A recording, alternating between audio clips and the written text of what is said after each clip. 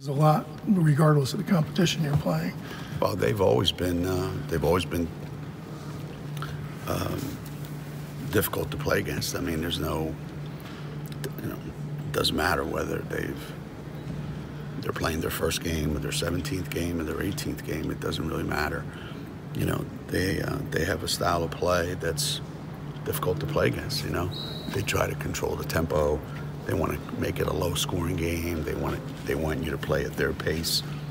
You know, they play aggressively. You know, they really try to disrupt the game as much as they can for the entire 40 minutes. It's not like disrupt it sometimes or after free throws or that's just the way they play. And they're an aggressive rebounding team, and I mean, they're good. I mean, yeah, regardless of who they've played, they're a tough team to play against. You know what I mean? The games that we won, I don't care if they've been by 20 or they've been by 40. They've never been easy. That's for sure. This is a team you expect to see, maybe 3 times this year. Mm-hmm. And they just had an overtime game, didn't they, with East Carolina or something?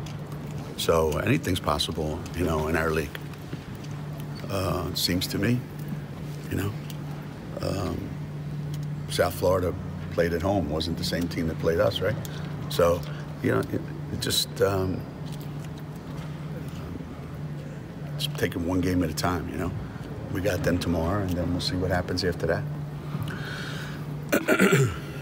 They have a ton of steals, but it's not like they're trying to make the game up-tempo and run on you. They just disruptive to get the ball, and then they're going to hold it on you. Yeah, I mean, they do force a lot of turnovers, for sure. And they do then become very, very, very patient on the offensive end to get the shot that they want. And they're a terrific offensive rebounding team. They're a really, really good offensive rebounding team. So they give themselves plenty of opportunities. So they don't necessarily have to shoot a high percentage from the floor, or take a lot of shots, because, they're getting 2 shots every possession, it seems like. So we got our work cut out for us as far as that's concerned. Are you guys ready for their physicality? Probably not. We're not ready for anybody's physicality. I mean, that's the bottom line, that's the team that we're coaching right now. So we got to figure out how to deal with it. Maybe we'll deal with it great. I don't know, but are we built for that? No. This isn't that kind of team. How do you improve on that, or can you improve on that moving forward? Recruiting. So this year, No, not going to happen. And you are who you are. That's not going to change. So we have to execute well on offense. We have to create an up-tempo kind of game so that there's a lot of possessions. And we got to make our share of shots. If it turns into any game that's a half court, grind it out, as of right now, we struggle in that kind of a game because, it wears you out physically, when you think about it. So it's going to be a battle for us. It's going to be a good test for us tomorrow and Thursday. I think both games this week are going to be really, really, really difficult. No question about that. From a physical standpoint. Could it maybe be a good time for Batuli to carve out a role, because she's got that physical stature? She does. And if we could keep her from fouling every other possession, then that's a big help for sure. And again, if I had a magic wand and I could, make everybody into, I know this is one great thing about you, so how about if we can get that from you all the time? All right, Coach, but then, you're going to have to take this other thing too. You know, well, it depends what the trade-off is, you know. So if it's Lou, you know, Lou's going to struggle sometimes with certain matchups defensively, but if she gets 20, we can live with that. So. Is it not so much a game where you need a big rebounding game out of Fee because you know you're going to get that? Yeah. You need other guys to step up and rebound? Yeah, we do. That, you know, it's one of those games where all 5 people have to be involved. You know, we can't just leave it up to Nafisa. As hard as Nafisa works, as aggressive as she is, and as active as she is, you know, we can't leave it up to just one person. And then we gotta make shots because they're gonna go and sit in their zone, and that's not going to change. And you know, if we're making shots, then you know that changes things a little bit. Now we're probably due to shoot the ball really, really well. I don't think, you know, we didn't shoot it that bad against SMU, so we shot it pretty good. But I think we can shoot it great. I can feel it coming. You know, I can see it in practice. You know, more guys are starting to make more shots. So hopefully it's just a matter of time. Maybe tomorrow's the day. Is this a big game for Lou because you need her both to rebound and to have her shot be on, or? Well, if you look at our team, what game isn't a big game for Lou? Anytime Lou doesn't have a great game, there's a pretty good chance we're not going to have a great game. So, you know, it's the same thing with Fisa, and it's the same thing with Crystal. It's no secret that when the 3 of them have big games, we're in great shape. You know, I don't know that that's going to change anytime this season. Those 3 are what they are, and everybody else is what it is. So, you know, every game that we play, but it's even especially so against, you know, teams like Central Florida and teams like Louisville, teams like that. That's even more important for the 3 of them to have big games, and that's, you know, it's a lot of pressure. I mean, these 3 guys are under unique circumstances, you know. Generally speaking, we've had the kind of teams where guys know, like, I can struggle, I can have a bad day, somebody will pick me up. You know, we've generally been able to, you know, go to the bench and pull somebody off the bench that's going to pick somebody up, you know, make a couple shots, get a couple offensive rebounds, score, get out in transition. But these 3 don't have the luxury of that. So there's a huge amount of, you know, not pressure, but there's a huge amount of expectation on the 3 of them to have great games every night. Where's Michaela at? Is she, I don't know. You should ask her where she is. Thanks. And seriously, I don't want to answer any questions about Michaela. I'd rather talk about guys that are going to play a lot. How's Kristen been in practice this week? Kristen? She's worked hard. She's working harder. I think the wall that she's, you know, kind of run into, which is really, really expected, you know, is a lot for her because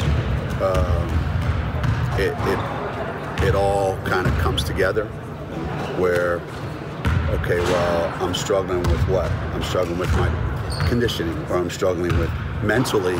It's really challenging, you know, every night, you know, you got to play. And if you get shots to fall, it makes everything else kind of, you know, handleable. You know, you can handle it. But when you're going through that, you know, we're already at almost 20 games. We're already at almost a high school season. And, you know, you can't get the ball to go in the basket. That just adds to your frustration, you know? So, probably for Kristen, there's nothing that a couple drop threes, a couple layups and a couple free throws won't fix. Tomorrow's the kind of game where she can do that. I think tomorrow's the kind of game where she can get into the lane, mix it up in there like she likes to do. But at the same time, there's no getting around it either. I mean, she gets a lot of open looks because of the other three. So, now it's just a matter of, and that certainly would make life a lot easier for Lou and Crystal, knowing that there's another guy out there on the wing that can knock in a bunch. She's talked a lot about, doing things without the ball in her hands. What are some things that you're looking for her to do? Well, kids that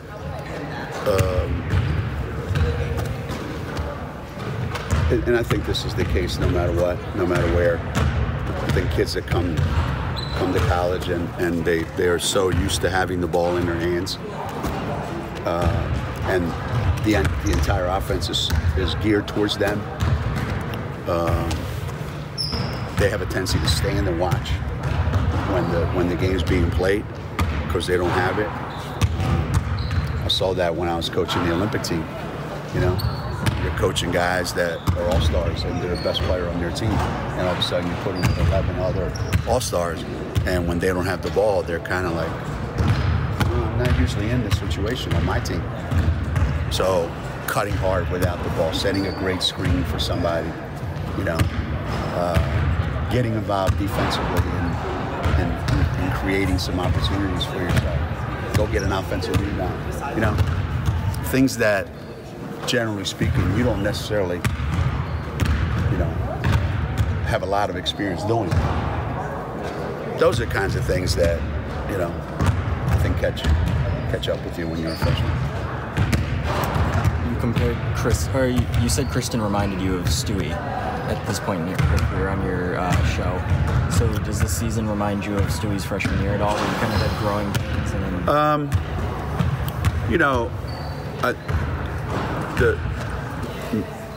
the mental part of it, the experience part of it, absolutely. I think every freshman that comes to Connecticut with really high expectations, and they start out, playing really well and having some success, when they hit that spot where it gets really, really challenging and really difficult to do what they need to do. Yeah, she's she came here with all the hype and all the expectations, and it's no different than what Stewie went through. No question about it. Shay had it when she was here, and Mariah Jefferson had it. It gets everybody eventually. It gets you, Crystal had it when she was a freshman. Crystal had that big game against Baylor early on in her career, and then really struggled after that. It's just, I think the average person out there doesn't realize the difference between playing in high school and playing in college. And they're not like the guys. Like guys come out of AAU, they're 19 years old. They're men. They're built like men. They play like men. The great ones, the one and done guys. Women aren't like that. It's not how they're put together. It's not as easy for them to come in as a freshman and just, breeze right through a college season. It doesn't necessarily work like that.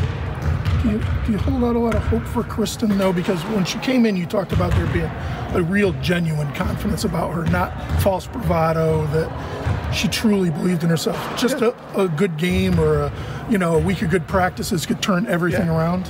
Yeah, of course. I mean, she hasn't lost confidence in herself, I think. Talking to her doesn't sound like she has. I think it's just, again, when you're not playing well, and especially when you're not in school for a month, you sit around and dwell on you're not playing well. So, you know, I don't know if you watched it, but the other night she made a 3 from the top of the key late in the game, and you know, she like celebrated, like finally. You know, you can see her. She actually said that to herself. So it's just going to take a couple of those going in, and then everything will be back to normal. I find that for most of them, they just, you know, flip the switch after freshman year, and they're, you know, in terms of learning how to move it off the ball. And some do, yeah. Some do. Some guys come back as sophomores, and you know, Fisa and Lou, when they came back as sophomores, they went from guys that were decent to first-team All-American. And then, you know, some guys take a little bit longer. You know, some guys take a little bit longer. I think it depends on the individual. You know, we've had both. You know, we've had ones that it took till junior year, and we had ones that, you know, it didn't take long at all. I mean, they learned their lessons quickly. You know, you know, if you're really competitive, if you're a really competitive person, you know, it's one of the things I said to Kristen just the other day. I said, you know, one of the things I always say is every kid that goes to college, you know, it's about growing, it's about changing, it's about figuring it out. And it's just taking you some time now, and you haven't figured it out yet. And that's everybody. You know, everybody likes to stay in their little comfort zone. People don't want to necessarily, you know, change. And until they figure out that they got to step outside their comfort zone and make themselves, you know, comfortable in an uncomfortable environment, some guys happen quicker than others.